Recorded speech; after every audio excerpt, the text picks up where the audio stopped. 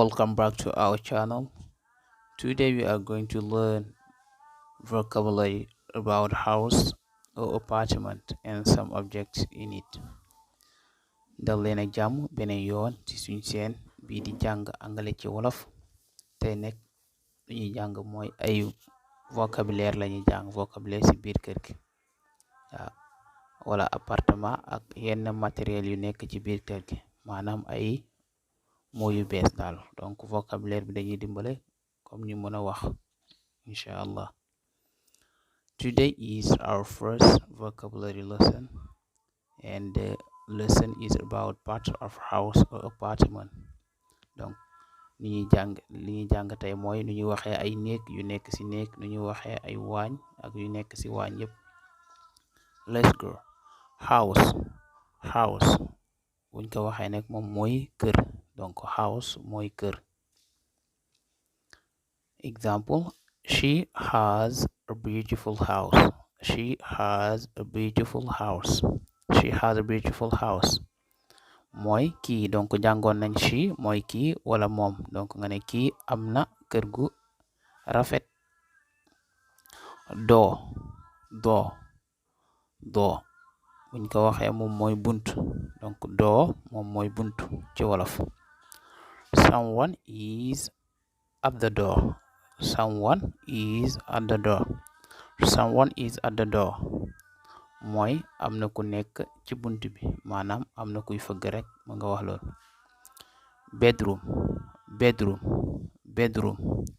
Bedroom nekk buñ ko waxee moom mooy néeg ci wolof. Bedroom. Modu is in his bedroom. Modu is in his bedroom. Modu mi ngi ci biir néegam. Modu is in his bedroom. Door jàngoon nañ ko moom mooy bunt. Door. Open the door. Open the door. Open the door. Open the door moom mooy ubbil bunt bi. Open the door. bi mooy key, donc fekkee benn caabi la ñu ne key, fekkee caabi yu bari ñu ne keys, donc key mooy caabi benn caabi, keys caabi yu bari. Where are my keys? Where are my keys? Where are my keys moom mooy ana samay caabi, donc caabi yu bari ana samay caabi. Where are my keys? Ana samay caabi. Bed nekk buñ ko waxee moom mooy lal, donc lal yi ñuy tëdd. Make the bed. donc comme bu kenn tëddee ba pare boy jóg nga ne ko make the bed moom mooy lalal lal bi. Make the bed. Mattress nekk moom mooy matelas, donc matelas. sheet moom mooy darab. Blanket donc blanket moom mooy mbàjj yu ñuy sa. How much is your blanket? How much is your blanket maanaam mooy sa mbàjj bi ñaata la jar. Chest of drawers moom mooy commode, donc commode. Drawer moom mooy tiroir en français, donc tiroir en wolof. Dressing table mooy coiffeuse. Dressing table. Mirror buñ ko waxee moom mooy seetu, donc mirror. Carpet donc carpet moom mooy basang mun na nekk ci mi tappi, mun na nekk ci mi moquette, mun na nekk ci mi sijaada.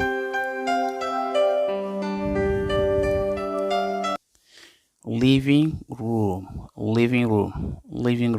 moom mooy salle, donc salon en français. Armchair nekk moom mooy fauteuil, donc mooy armchair fauteuil. Sofa moom mooy canapé, donc canapé.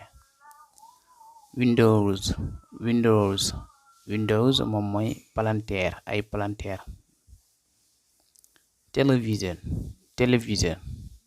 donc télévision moom mooy télé. Put on the television. Put on the television. Put on the television. moom mooy taalal télé bi. Put on the television.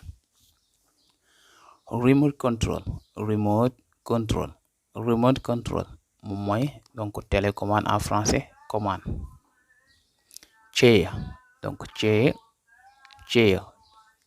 moom mooy chaise donc chaise yu ñu toog chaise en France. Give me a chair. Give me a chair. Give me a chair buñ ko waxee moom mooy jox ma chaise wala jox ma benn chaise. Give me a chair.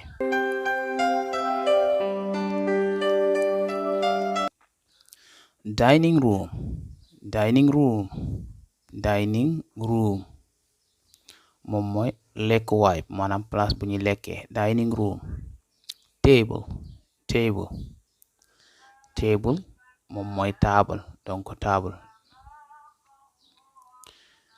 The table is dirty. The table is dirty buñ ko waxee moom mooy table bi dafa tilim. The table is dirty.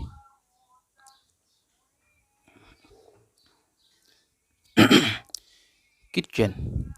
Kitchen. Kitchen moom mooy waañ donc waañ bu ñuy toggee. Kitchen. Stove. Stove moom mooy fourneau.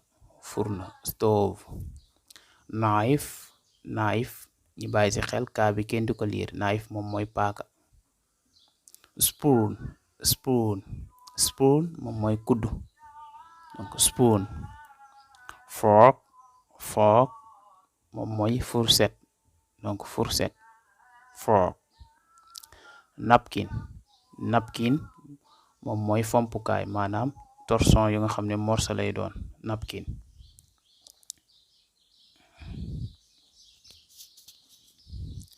Bathroom. Bathroom. Bathroom. Bathroom moom mooy sanguwaay donc fu ñuy sangoo toilette. Bathroom. Bathtub. Bathtub nekk buñ ko waxee moom mooy baignoire donc sanguwaay sangukaay kon paan lay doon. Bucket. Bucket. Bucket nekk moom mooy seau donc siwo. Bucket. Soap. Soap. Soap moom mooy saabu savon en français donc towel. Towel moom mooy sarbet. Sarbet donc serviette. Toothbrush. Toothbrush.